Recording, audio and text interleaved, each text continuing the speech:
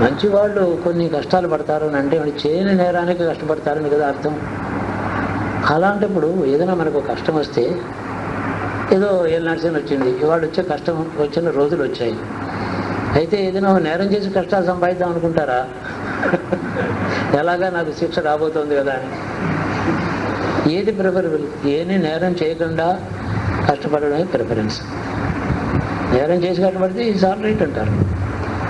నేరం చేయని వాడు కష్టపడితేనే అది రోజులకి అకౌంట్ జమ అవుతుంది. రోజులు బాగాలేదు, యాక్సిడెంట్స్ అవి.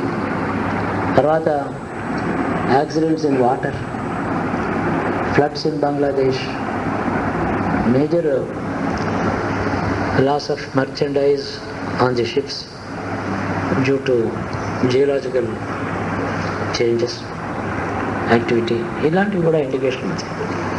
కాబట్టి ఎవరైనా నేనేం నేరం చేయలేదు, అన్యాయంగా నన్ను ఇలా బాధ పెట్టుకున్నానంటే జగద్గురుకే పట్టింది నీ లెక్కేమిటి అని చెప్పాలి.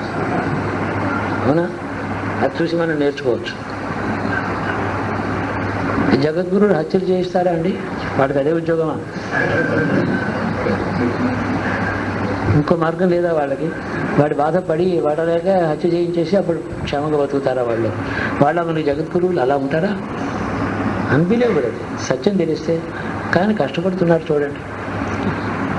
అది దాన్నే కాల ప్రభావం, యుగ ప్రభావం అలా అంటాం. వాళ్ళు దుఃఖపడరు, పడకూడదు.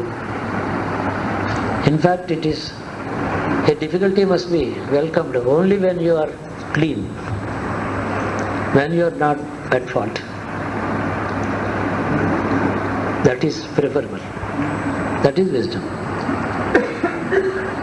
All such suffering is a passing phase. He will come out. గ్రహణం తర్వాత మళ్ళీ ఏ విధంగా సూర్యుడు చంద్రుడు బాగా పూర్తిన కళ్ళలతో ఉంటారో అలాగే ఆ కష్టాలు పోగానే వాళ్ళు గ్రహణం పోయింది, ఇప్పుడు బాగా వెలుగుతున్నాడు చంద్రుడు సూర్యుడు, అలాగా బయటకు వస్తారు. సో అది కూడా గుర్తుపెట్టుకోవాలి. పుణ్యం చేయరు, పుణ్యఫలాలు కావాలంటారు, పాపం చేస్తారు, పాపఫలం వద్దంటారు. ఇదే మనుష్య స్వభావం అని పెద్దలు చెప్పారు. అది మనం సరిదిద్దుకోవాలి. పుణ్యం చేసిన తర్వాత పుణ్యఫలం అడగాలి, పాపం చేసిన తర్వాత పాపఫలమే అడగాలి. అదే అడగడం కనుక మంచి గుణం అయితే పాపం చేయకుండా ఉంటాడు.